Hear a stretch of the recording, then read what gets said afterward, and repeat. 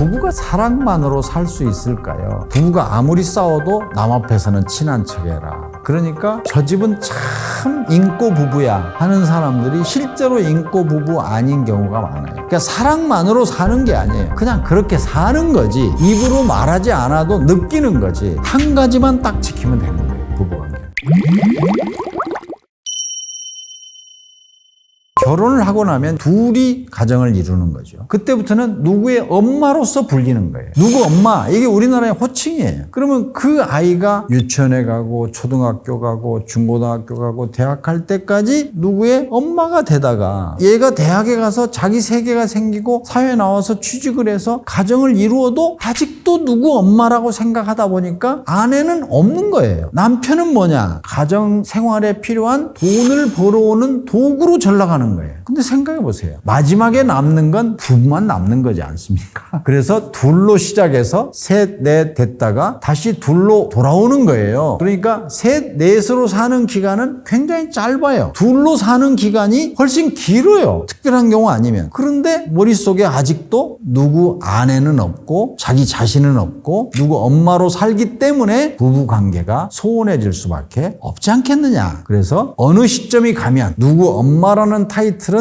적당한 정도로 내려놓고 누구 아내, 누구 남편, 그때는 제가 제일 좋아하는 말이 배우자예요. 배우자는 인생을 함께 배우는 동반자라는 뜻이에요. 내가 만든 말이지만 그렇게 돌아가는 거예요. 그런 관점에서 기준을 삼으면 부부관계의 답을 길게 생각할 필요 없지 않겠습니까? 사랑만으로 살 수 있을까요? 사랑이라는 거는 행복이라는 단어하고 똑같은데요. 당신은 행복하십니까? 행복이 뭔지 생각도 안 해본 사람은 행복한 거예요. 불행한 사람은 그냥 불행한 거예요. 물어볼 필요도 없어요. 행복한 사람은. 그냥 부부가 사는 거지 매일 나 너 사랑해 이런 이야기로 확인받고 싶은 거는 그건 아닌 것 같아요. 그러니까 사랑만으로 사는 게 아니에요. 그냥 그렇게 사는 거지. 입으로 말하지 않아도 느끼는 거지. 사랑이라는 단어를 함부로 쓰는 게 아니에요. 부족할 때 쓰는 거지. 이 세상에 많은 사람들이 다른 사람이 어떻게 볼까 하는 다른 사람의 인생을 살아요. 자기 인생을 사는 게 아니고. 부부가 아무리 싸워도 남 앞에서는 친한 척해라. 그러니까 저 집은 참 인꼬 부부야 하는 사람들이 실제로 인꼬 부부 아닌 경우가 많아요. 부부 관계에 있어서는 나는 정답은 없다고 생각을 합니다. 각자가 다 개성이 다르고 태어난 게 다르고 성장 과정이 다르기 때문에 다 맞춰서 사는 거지. 어떻게 다 똑같겠습니까? 한 가지만 딱 지키면 되는 거예요. 부부 관계는. 다르다는 것과 틀리다는 것을 구별하는 거예요. 나하고 성장 과정이 다르지. 나하고 태어난 게 다른 성정을 가지고 태어났겠지. 이렇게 생각하면 나하고 다른 생각을 가진 게 너무 당연하잖아요. 근데 나하고 다른 생각을 가졌으면 틀렸다. 이렇게 이야기하면 이게 싸움의 근본이 되는 거예요.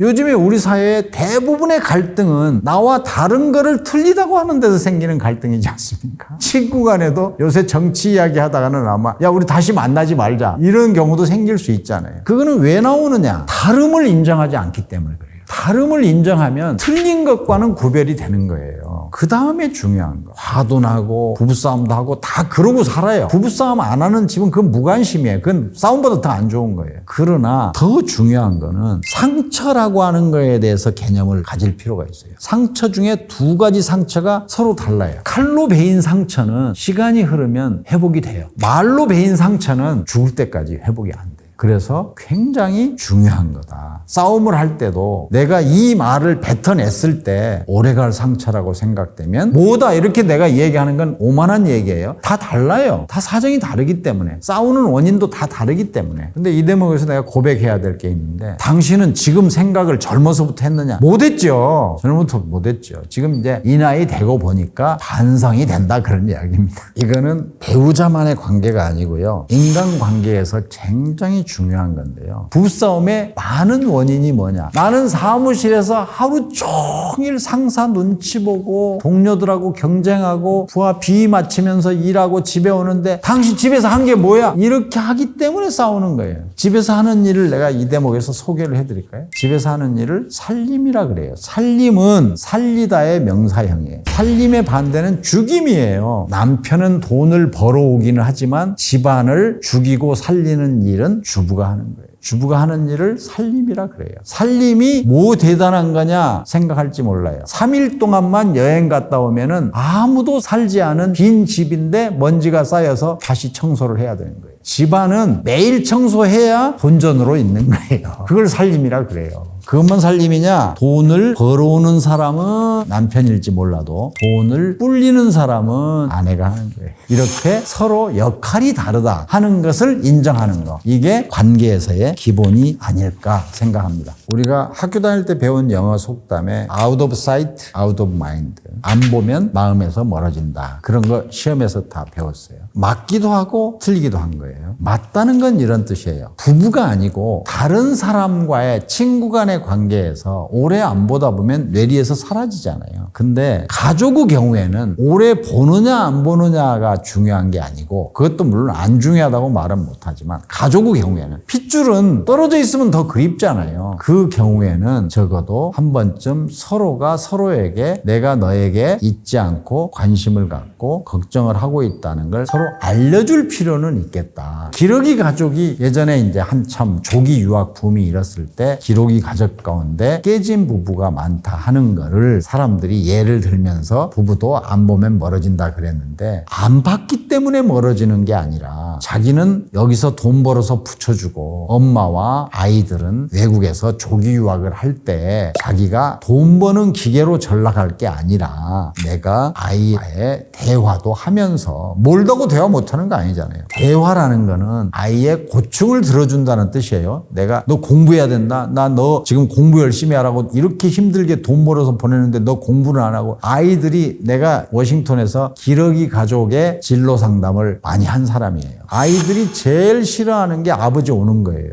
오자마자 입에서 공부 소리만 하거든. 그렇지 않아도 학교에서 힘들어 죽겠는데. 그래서 아이의 입장에서 너 힘들지, 말도 못 알아듣는데 따라가느라고 얼마나 힘드냐 해야 서로 대화가 되는 거지. 야 임마, 아버지가 너 생활비 대고 등록금 내느라고 얼마나 힘들게 일하는 줄 알아 하고 내 서름을 털어놓는 게 대화가 아니고, 자녀의 서름을 또 혼자 자녀를 돌보는, 엄마 아빠가 둘 다 돌보기도 힘든 사춘기 자녀를 엄마 혼자 돌보는 게 얼마나 힘들겠어요? 이렇게 해야 서로 간에 멀어지지 않는 거지. 물리적으로 안 본다고 해서 멀어진다, 이거는 반은 맞지만 반은 틀리는 거다. 나의 관심을 계속해서 표하되 나의 관심을, 내 어려움을 털어놓는 게 아니라 상대방의 애로사항을 들어주는 거. 아까 안 보면 멀어진다 하는 단어의 뜻이 제대로 이해가 되지 않을까 이런 생각을 합니다. 내용이 중요한 거지, 물리적으로 내 눈에 보이면 관심이 늘어나고 안 보이면 멀어진다 이런 뜻만은 아니지 않느냐, 이런 말씀이에요.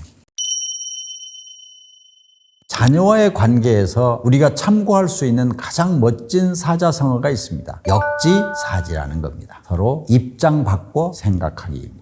지금 슬기로운 노후 독립이라는 제목으로 제가 책을 썼기 때문에 노후를 맞은 분들을 중심으로 질문한 걸로 알고 있습니다. 노후를 맞은 부모가 자녀 시기를 거치지 않고 부모된 사람은 없습니다. 누군가의 자녀입니다. 자기가 자녀일 때 나는 부모가 되면 저렇게 해야지 하는 거는 귀감으로 삼는 거고 본받는 거고, 나는 부모가 되면 나는 저렇게 안 하고 싶다, 정말 마음에 안 든다, 이런 생각을 하면서 나이 들어서 부모가 되셨겠죠. 그러면 자기가 자녀일 때 생각해보면 답은 물어볼 필요도 없이 다 나오잖아요. 그런데 다 잊어버려요. 부모가 되면 자녀일 때 잊어버려가지고 계속 자녀한테 사랑이라는 이름의 간섭을 한단 말이죠. 부모가 사랑이라고 계속 이야기를 하는데, 사랑이라는 게 나이 때마다 바뀌어야 되는 거예요. 자식 사랑이. 자식이 홀로 서기를 하지 못할 때는 부모가 모든 거를 다 해줘야 되는 거죠. 정성을 들여서. 그런데 자식도 크면은 친구도 생기고 자기 세계도 생기고 이렇잖아요. 그러면 어느 단계에 가면, 예를 들어서 대학생이 되고 나면, 고등학교까지는 뒷바라지를 한다 치더라도 대학생이 되고 나면은 이제 자녀가 성장하는 모습을 어느 정도 거리를 두고 바라봐 주는 게, 그리고 자녀가 원했을 때 도와주는 게, 이게 맞는 거 아니겠습니까? 그런데 여전히 고등학교 학부형일 때 도와주는 식으로 대학생이 된 사회인이 된 자식에게 계속 관심을 갖는다면 이거는 사랑이라는 이름의 간섭이 아니겠습니까? 그래서 저는 이 대목에서 꼰대라는 얘기를 한번 다뤄보고자 합니다. 그런데 이거는 무슨 뜻이냐? 나이 든 사람이 젊은 사람에게 연애 이야기나 패션 스타일에 대해서 묻지도 않은 충고를 하는 사람이다. 그냥 소개만 된 게 아니에요. 2019년 6월에 영국의 BBC 방송에서 The Word of the Day라고 영어로 편입이 된 거예요.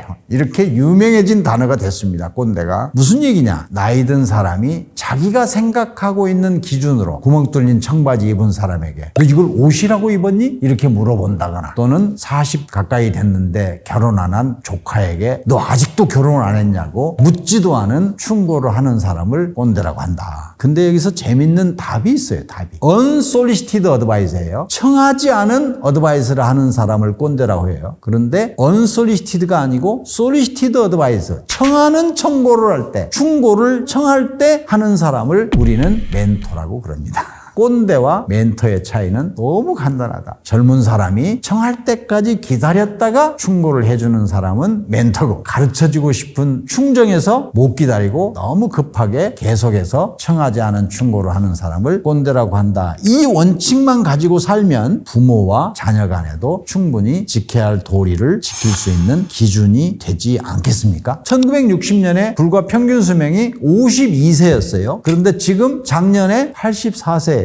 그러면 1960년부터 2024년까지 64년인데 64년 동안의 평균 수명이 52에서 84니까 32세가 늘어났어요. 평균 2년에 1살꼴로 평균 수명이 늘어났잖아요. 그런데 아이는 또 6명까지 낳던 아이를 지금 1명도 안 낳잖아요. 6명인 자녀가 60 간 넘으면 돌아가시는 부모를 모시는 거, 소위 말하는 효, 이거는 뭐 쉽다고는 말할 수 없지만 가능은 하지 않겠습니까? 자녀가 6명이에요. 부모는 60대에 돌아가세요. 지금은 1명이나 2명 낳는 자녀가 84세, 90까지 사는 부모를 어떻게 모시겠습니까? 자기도 살기 힘든데. 그러니까 자식이 부모를 모시는 게 도리다고 하는 효라는 단어가 없어진 지 오래예요. 모시기 싫어서 안 모시는 게 아니라 모시는 게 거의 불가능한 시대를 우리가 맞았다. 이렇게 말할 수 있지 않습니까? 6명 이상 낳던 자녀가 2명, 1명도 안 낳는 자녀로 바뀌었고, 60 간 넘으면 돌아가시던 부모 세대가 80을 넘어서 90을 바라볼 때까지 사시는데 어떻게 부모를 모시는 부양을 하겠습니까? 그렇게 정리할 수 있는 거죠. 노후 대비를 이야기할 때 꼭 생각해 볼 필요가 있는 게 진정한 자식 사랑이에요. 아까 말씀 나눈 대로 부모를 모시는 게 도리이던 시절에는 나의 모든 걸 다 바쳐서 자식의 뒷바라지를 해서 자식이 자립해서 살 수 있게 되면 나는 자식의 부양을 받았어요. 그런데 이 시대에 진정한 자식 사랑은 그게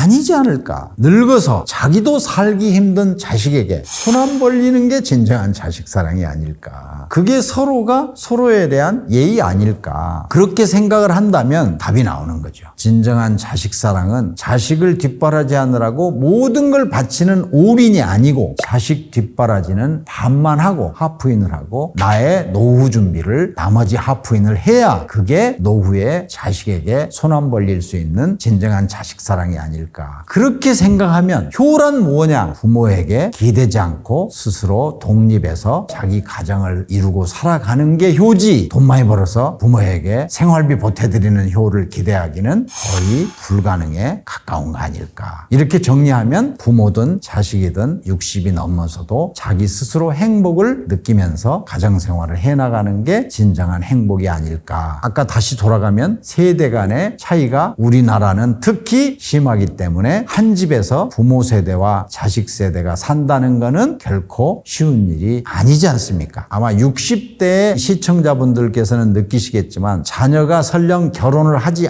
않았더라도 대개 30대 이후가 되면 독립해서 나가라. 왜냐하면 같이 살다가는 매일 엄마와 자식 간에 부딪히니까, 생각이 다르니까, 세대 차이를 느끼니까 그렇게 정리할 수 있지 않을까 싶습니다. 건강은 두 가지로 나눠서 생각을 해야 돼요. 하나는 육체적인 건강이에요. 하나는 정신적인 건강이에요. 육체적인 건강이라는 건 무슨 뜻이냐? 아무리 훌륭한 지식을 갖고 있더라도 지식을 담는 그릇인 몸이 문제가 생기면 아무 의미 없는 거죠. 아무리 훌륭한 물질도 그릇이 깨져버리면 아무 의미가 없는 거죠. 그래서 육체적인 건강을 위해서는 각자가 자기에 맞는 건강법을 만드는 거예요. 달리기를 해라, 조깅을 해라, 맨발 걷기를 해라. 아무 의미 없는 말이에요. 각자가 자기 자신이 육체 건강을 위해서 나에게 가장 적합한 건 무엇일까 하고 의식을 하면서 사는 거예요. 두 번째, 정신건강. 정신건강은 어렵긴 하지만 너무 간단한 거예요. 자기 자신이 아침에 일어나서 내가 가지고 있는 손을 보면서 감사하는 삶과 안 가지고 있는 거를 생각하면서 불평불만을 하는 삶 물어볼 필요가 없죠. 전자는 행복할 거고 후자는 불행하겠죠. 이렇게 세상을 긍정적인 자세로 사는 것이 정신건강에 가장 좋지 않겠느냐. 그랬더니 긍정적 사고와 적극적 사고를 사람들이 잘 못 알아듣고 포지티브 띵킹이라는 말을 좋은 일만 있으세요? 이런 거짓말을 하는 사람이 있어요. 이 세상에 좋은 일만 있는 사람은 없어요. 좋은 일이 있을 때도 있지만 살다 보면 굳은 일이 있을 때도 있다는 걸 받아들이는 거, 그거를 포지티브 띵킹, 긍정적 사고다 하는 말씀을 드리고 싶습니다.